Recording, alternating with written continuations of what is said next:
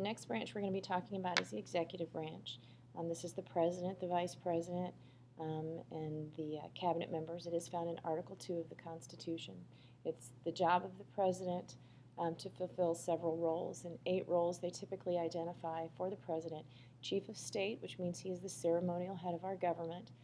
Here it is referred to as the president reigning and ruling. Unlike other countries like England where they have 2 different people doing those things, the Queen reigns and then the Prime Minister rules. The President does that here. So when we have state dinners, obviously he attends, the lighting of the Christmas tree.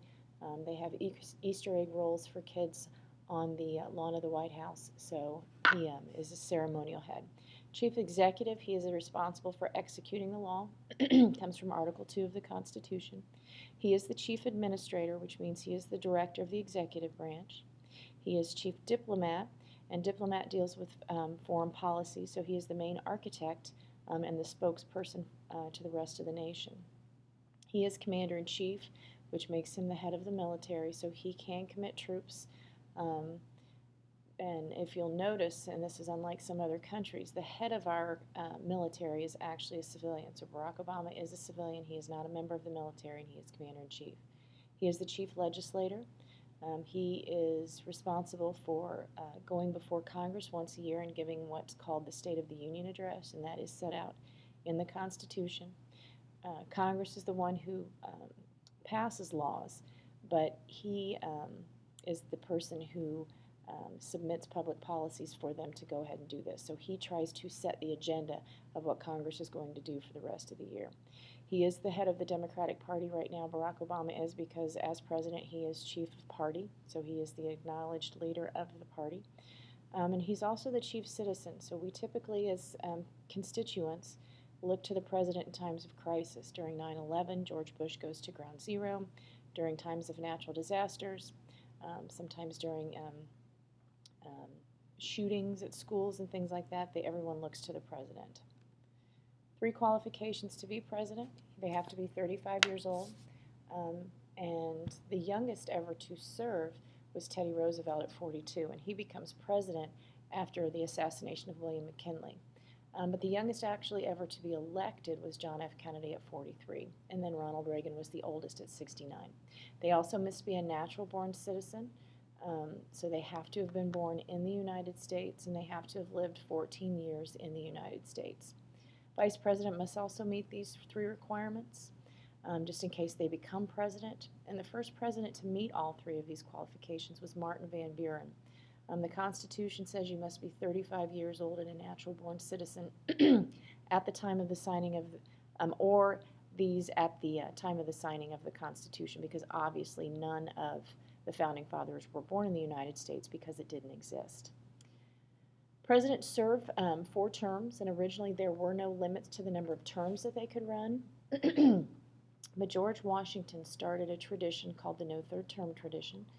He felt like no president should run and be president for more than 2 terms, because then this would start to look like they were a monarch again.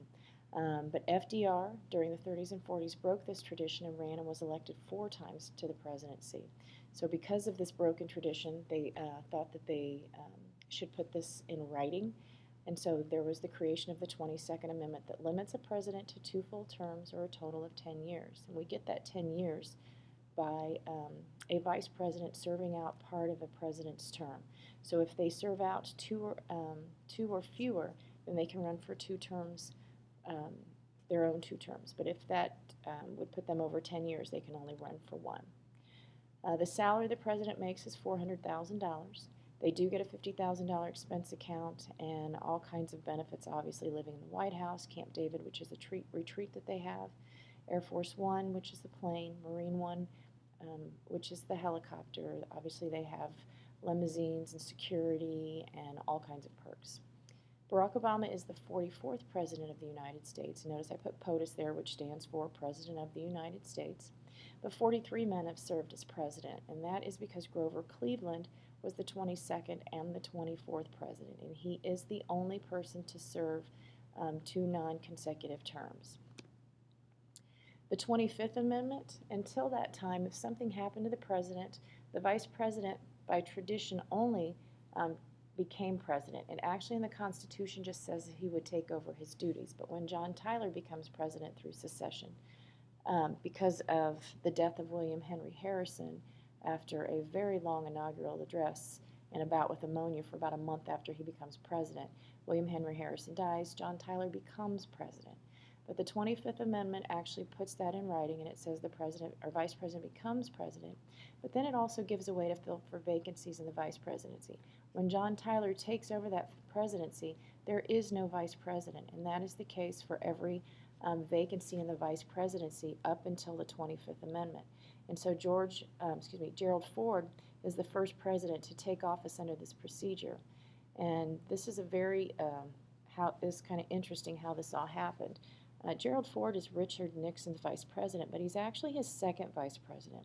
Nixon and Spiro Agnew were elected as president and vice president, but Spiro Agnew must resign due to tax evasion issues. So Nixon nominates Gerald Ford, the Senate confirms him, and then eventually Nixon goes on to resign because of the Watergate scandal.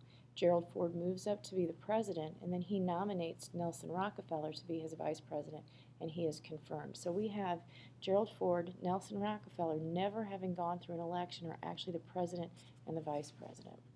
So the line of secession was created in the Presidential Succession Act of 1947.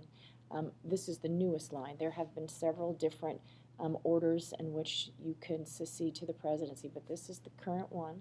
So you have the vice president, then the Speaker of the House, the President pro tem, Secretary of State, and then all of the cabinet positions in order of the office was created. Make sure you know who, what the line of succession is up through this, and make sure you know who they all are.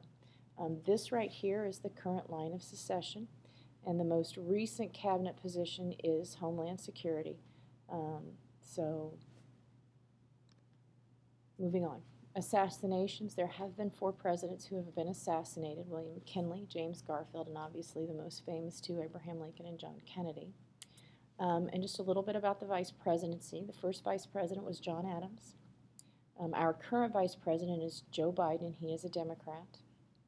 And John Adams, interestingly enough, said that the vice presidency is the most insignificant office that ever the invention of man contrived or his imagination conceived.